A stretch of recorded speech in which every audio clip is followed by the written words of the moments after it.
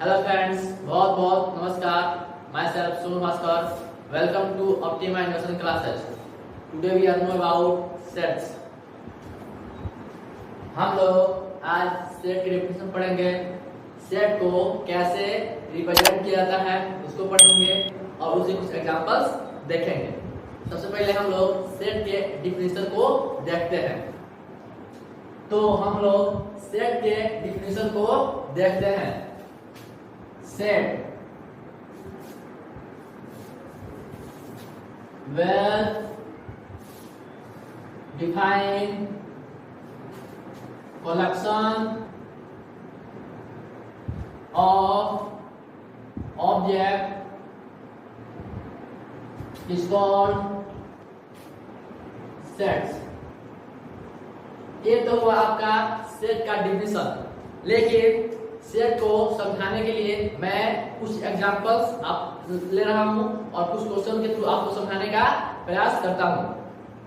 मैं अगर आपसे पूछूं कि आपके 10th में कितने सब्जेक्ट थे, तो सबका आंसर सेम आएगा कि मेरे 10th में 6 सब्जेक्ट है, ठीक है ना। अगर मैं आपसे पूछूं कि आपके फेवरेट सब्जेक्ट कौन है, तो किसी का मैथ होगा, किसी का साइंस होगा, किसी का एसएसटी होगा, किसी का हिंदी होगा, सबका आंसर अलग अलग आएगा।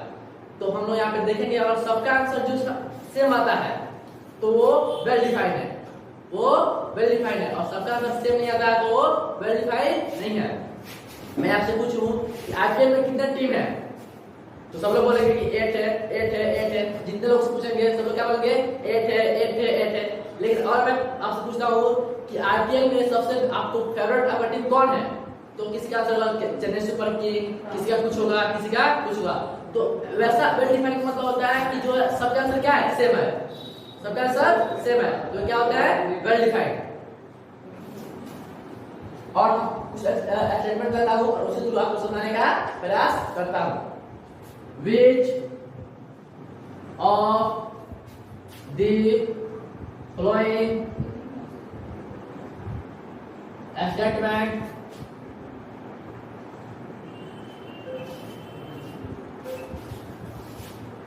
is well which of the following statement is well defined? पहला,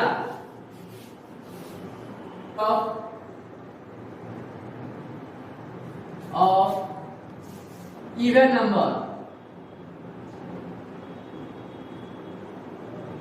कलेक्शन ऑफ इवन नंबर। मैं इवन नंबर के कलेक्शन के बारे में बात कर रहा हूं, तो मैं जितने भी व्यक्ति से पूछूंगा कलेक्शन ऑफ इवन नंबर के बारे में, तो सारे कलेक्शन क्या है? सेम, क्योंकि नोन है, इसके बारे में ज्ञात है। जिसके बारे में हम लोग सेपरेट जानकारी होती है वो होता है वेल डिफाइंड, जिसके बारे में हम लोग सेपरेट जानकारी नहीं होता है वो वेल डिफाइंड नहीं होता है। तो अगर हम बोले कि इवन नंबर का सेट बनाए, तो आप जो है 2, 4, 10 अगर हमारे पास नंबर दिए होंगे, उसमें सब आसानी से इवन नंबर को हम लोग निकाल सकते हैं और उसका हम लोग एक सेट बना सकते हैं। दूसरा example,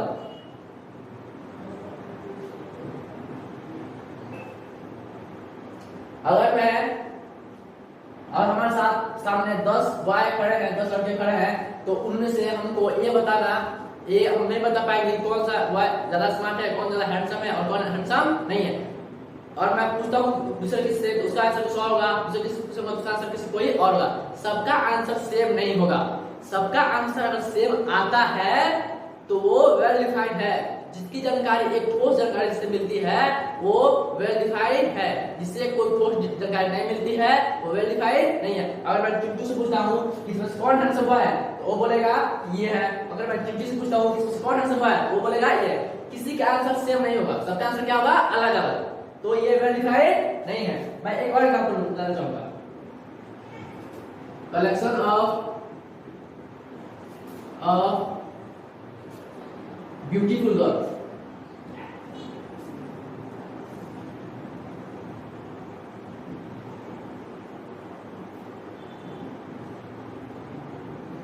collection of beautiful girls. अगर हमारे सामने 10 लड़कियां खड़ी हैं, तो इसमें से ये बताना मुश्किल है कि कौन लड़की ज्यादा स्मार्ट है, कौन लड़की ज्यादा ब्यूटीफुल है और कौन लड़की ज्यादा ब्यूटीफुल नहीं है। अगर मैं किसी से पूछता हूँ तो उसका आंसर कोई अलग होगा, मैं दूसरे से पूछता हूँ तो उसका आंसर कोई अलग होगा। सबका आंसर सेम नहीं होगा। अगर सबका आंसर सेम होता है तो वेल डिफाइंड है, और सबका आंसर सेम नहीं होता तो वेल डिफाइंड नहीं है। मैं एक और एग्जांपल लेना चाहूंगा। कलेक्शन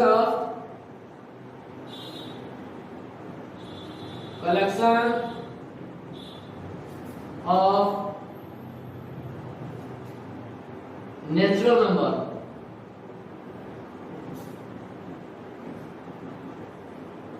नेचुरल नंबर कलेक्शन, अगर हमारे पास 2 4 10 नंबर दिए हैं तो उसमें से हम आसानी से ये बता सकते हैं कि कौन नेचुरल नंबर है और कौन नेचुरल नंबर नहीं है। अगर हमारे पास 10 नेचुरल नंबर दिए हुए हैं तो अगर हम उसको बताएं, हमको बताना कौन नेचुरल नंबर है और कौन नेचुरल नंबर नहीं है, तो हम लोग आसानी से बता सकते हैं। अगर मैं चिंटू से पूछता हूँ उसका भी आंसर सेम होगा, और मैं चिंटी से पूछता हूँ उसका भी आंसर सेम होगा, और मैं गोलू से पूछता हूँ उसका भी आंसर सेम होगा, और मैं श्याम से पूछता हूँ उसका भी आंसर सेम होगा, सबका आंसर सेम आएगा। अगर मैं कलेक्शन ऑफ नेचुरल नंबर की बात करूँ तो हमारे पास 10 नंबर दिए हो, उसमें से हम लोग आसानी से इस बात का पता लगा सकते हैं कि कौन नेचुरल नंबर है और कौन नेचुरल नंबर नहीं है, और सबका आंसर सेम भी होगा। जो जानकारी ज्ञात होती है वो होता है वेल डिफाइंड, जो जानकारी ज्ञात नहीं होती है वो क्या होता है, वेल डिफाइंड नहीं होता है। तो मैं वेल डिफाइंड का मतलब समझाने के लिए 2 4 एग्जांपल लिया और इसी थ्रू मैंने वेल डिफाइंड का मतलब समझाने का प्रयास किया। आशा है कि आपको वेल डिफाइंड का मतलब समझ में आया होगा और सेट का भी मतलब समझ में आया होगा। अब हम लोग रिप्रेजेंटेशन ऑफ सेट के बारे में जानकारी प्राप्त करेंगे। सेट को हम लोग 2 प्रकार से व्यक्त करते हैं। हम लोग सेट को दिखाने के लिए हमारे पास 2 फॉर्म है, पहला सेट बिल्डर फॉर्म और दूसरा रोस्टर फॉर्म। रोस्टर फॉर्म को हम लोग टेबुलर फॉर्म भी बोलते हैं।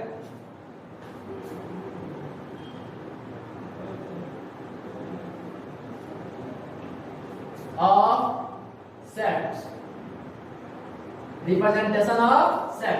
सेट को 2 प्रकार से रिप्रेजेंट किया जाता है, पहला रोस्टर फॉर्म या पहला रोस्टर फॉर्म या टेबुलर फॉर्म, दूसरा सेट बिल्डर फॉर्म।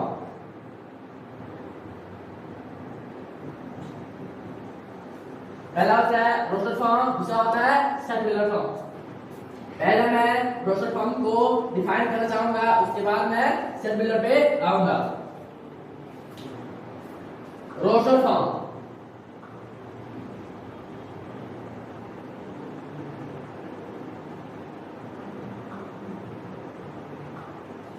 या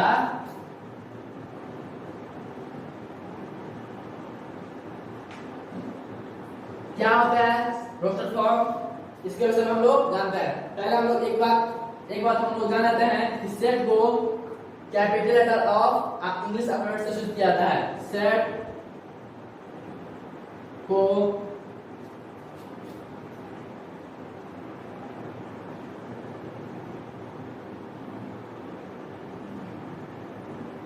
से सूचित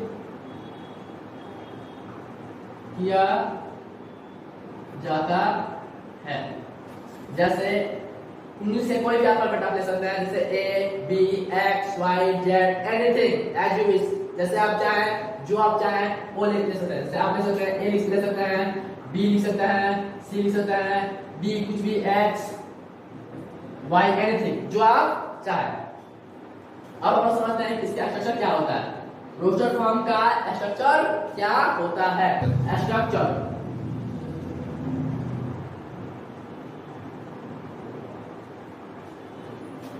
हम लोग कोई भी इंग्लिश का कैपिटल ले सकते हैं, जैसे ए ले सकते हैं या बी ले सकते हैं या एक्स ले सकते हैं, जो चाहे आप ले सकते हैं। उसके बाद हम लोग कर्ली ब्रैकेट लेंगे, उसके बाद जो भी हमारे पास एलिमेंट होगा उसको हम लोग कॉमा दे करके यहाँ पे इसके अंदर लिख लेंगे। ये क्या होता है, हमारा होता है रोस्टर फॉर्म का स्ट्रक्चर। अब जो है इसमें कुछ इंपॉर्टेंट बात होती है जो हम अभी समझने का प्रयास करेंगे। रोस्टर फॉर्म में ध्यान देने योग्य बात ये होती है कि इसमें एलिमेंट कभी भी रिपीट नहीं करते हैं। पहला बात, इसमें एलिमेंट जो भी एलिमेंट होंगे सेट में वो रिपीट नहीं करेंगे। एक एलिमेंट को हम लोग दो बार किसी सेट में नहीं लिख सकते हैं, पहली बात। दूसरी बात ये होती है कि order of element is not important. Set में ऑर्डर क्या होगा, पहले किसको लेंगे, पहले किसको पहले लिखेंगे, किसको बाद में लिखेंगे, इसकी कोई सूचना नहीं होती। आप जैसे चाहे वैसे लिख सकते हैं। Repetition of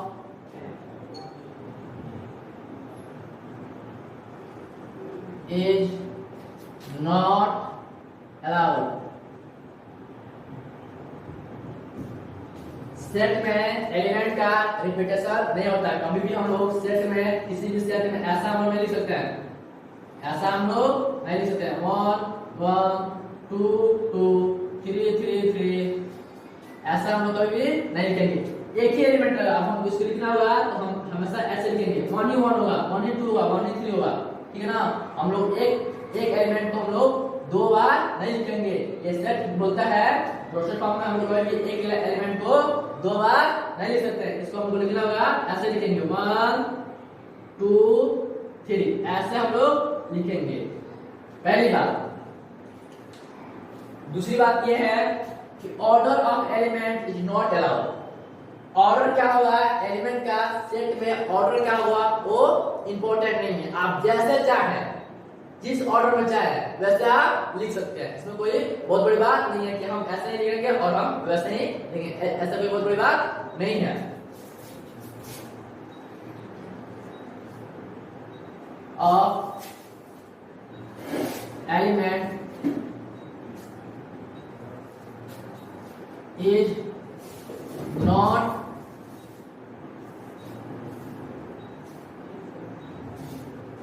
order of element is not important.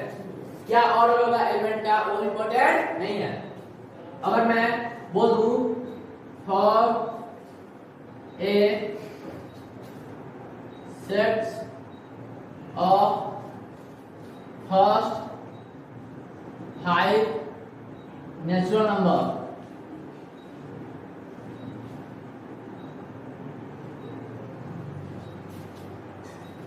तो हमको सेट लिखना है फर्स्ट 5 नेचुरल नंबर का।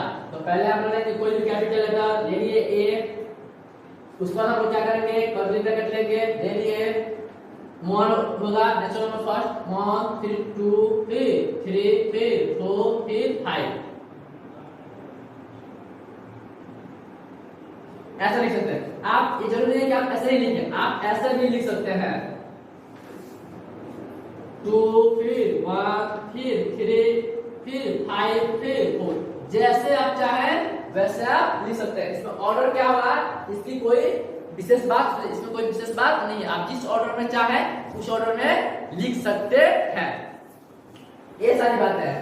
मैं इसका कुछ एग्जांपल दूंगा और उसके थ्रू इसको और बेहतरीन तरीके से समझाने का आपको प्रयास करूंगा। Example set form a set of vowels। हमको vowels का एक सेट बनाना है। तो पहले क्या करेंगे हम लोग कोई भी कैपिटल लेटर ले लेंगे, ए या फिर बी या एक्स वाई जेड जो आप चाहें ले लेंगे। उसके बाद कर्ली ब्रैकेट क्या होता है ए ई आई ओ यू, ये जो है आप ऐसे कर सकते हैं। अच्छा अगर आप चाहें तो इसको ऐसे नहीं लिख सकते, इसमें कोई बहुत बड़ी बात नहीं है। ई ए ओ आई यू आप ऐसे भी लिख सकते हैं। दूसरा example set form a set of first 5 whole number.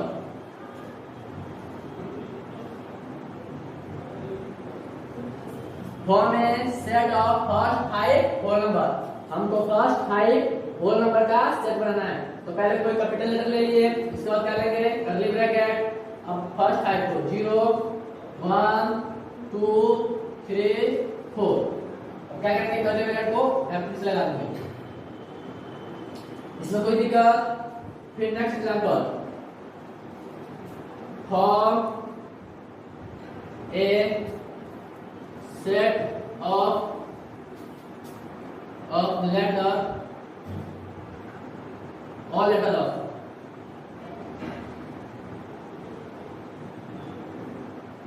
of word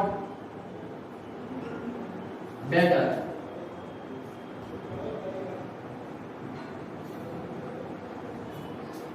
ठीक है, तो पहले क्या करेंगे हम लोग, कोई कैपिटल लेटर ले लेंगे, ठीक है। उसके बाद कर्ली ब्रैकेट क्या लेंगे, फिर बी, फिर ई, फिर टी, फिर आर। मैं आपको इसकी जानकारी पहले दे चुका हूँ। इसमें एक सेट को हम लोग दो बार नहीं लिख सकते हैं, इसलिए हम लोग एक बी को लेंगे, एक ई को लेंगे, एक टी को लेंगे और एक आर को लेंगे, ठीक है ना। तो ये हम कभी नहीं करेंगे कि हम कभी भी ऐसे सेट नहीं बना सकते हैं, ध्यान रखिएगा इसको, ये इंपॉर्टेंट है, इसको आप ध्यान रखिएगा।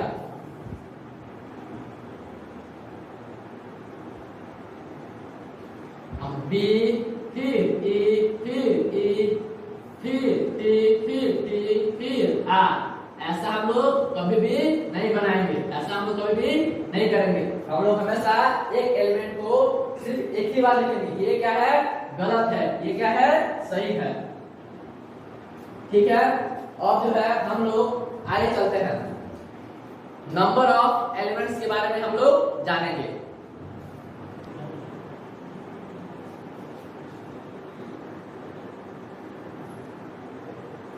हम लोग जानेंगे कार्डिनल नंबर। कार्डिनल नंबर का मतलब ये होता है कि किसी भी सेट में कितने नंबर ऑफ एलिमेंट है उसी को बताता है कार्डिनल नंबर। अगर आपसे पूछा जाए कि ये सेट में कार्डिनल नंबर क्या है, तो आप उस सेट के जो एलिमेंट्स है उसको काउंट कीजिएगा और लिखिएगा कितने नंबर ऑफ एलिमेंट्स है, इतने नंबर ऑफ कार्डिनल नंबर है। इसको एन ए द्वारा नोट किया जाता है। इसका मतलब होता है नंबर ऑफ एलिमेंट। इसका अलग अलग लैंग्वेज के द्वारा भी पूछा जाता है। इसमें पूछा जाता है कि ऑर्डर ऑफ सेट्स होता है, इसका भी मतलब सेम ही है। ऑर्डर ऑफ सेट्स क्या है, या कार्डिनल नंबर क्या है, या फिर नंबर ऑफ एलिमेंट क्या है।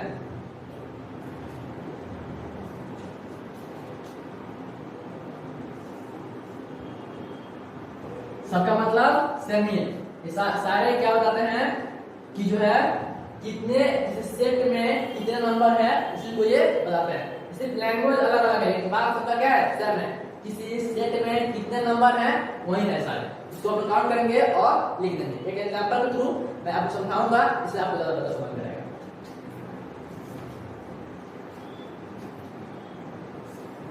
Form a set of all letter of word better। मैंने ये एग्जाम्पल पहले भी ले चुका हूं और एक बार और लेकर के नंबर ऑफ एलिमेंट को समझाने का प्रयास करूंगा। ए ले लिए, क्या होगा, कर्ली ब्रैकेट, फिर क्या होगा बी, फिर क्या होगा ई, फिर क्या होगा पी, फिर क्या होगा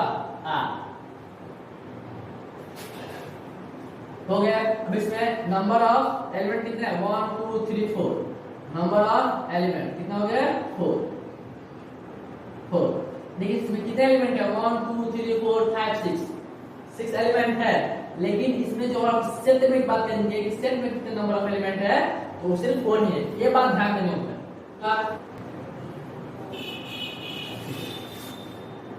2 belongs to A, 3 belongs to A, 1 belongs to A। यानी 2 कहां से आते हैं, A से, 3 कहां से आते हैं, A से, 1 कहां से आते हैं, A से। ये इसका ही मतलब होता है। इसका मतलब होता है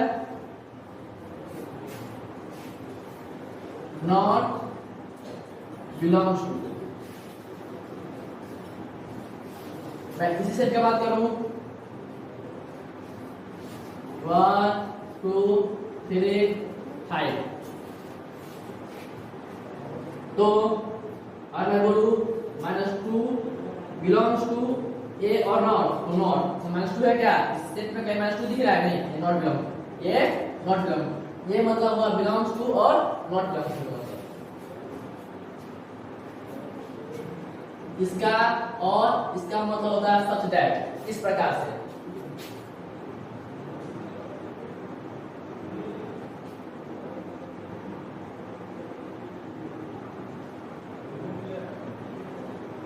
अब जो है कुछ जो भी नंबर होते हैं उसके सिंबल्स को हम लोग समझने का प्रयास करते हैं।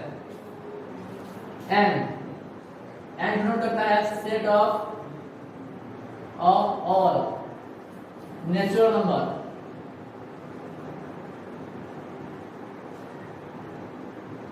Set of all natural number 1 2 3 4 5 dash.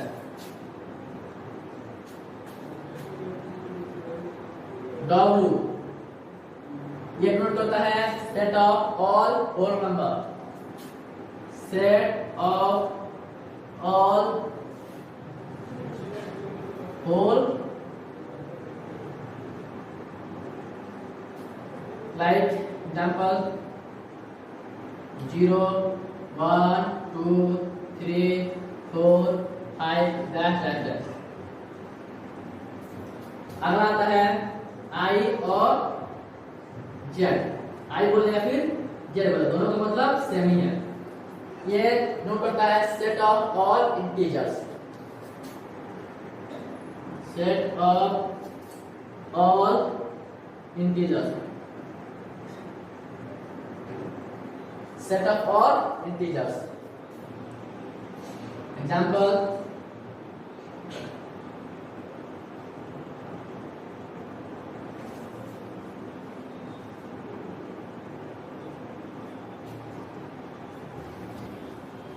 Q denote करता है set of all rational number, set of all rational number.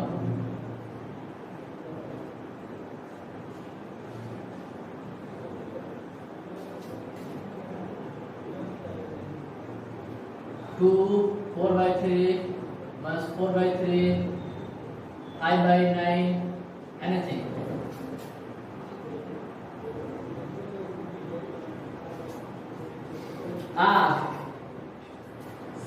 Set of all real number,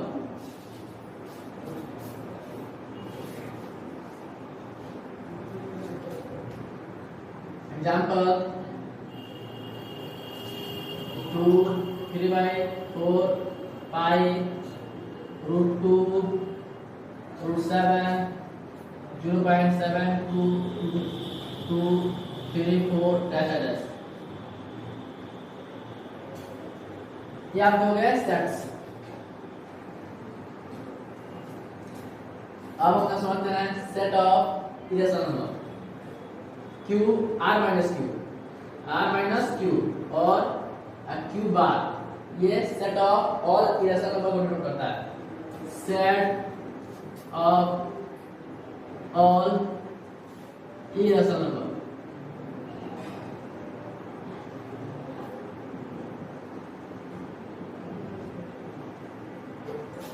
Examples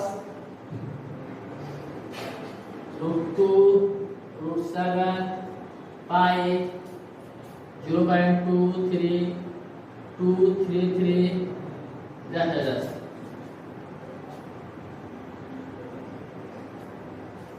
ये सारे सिंबल्स हैं जिसके थ्रू हम लोग सेट्स को डिनोट करते हैं, और ये सारे सिंबल्स आगे हमको काम में आने वाले हैं।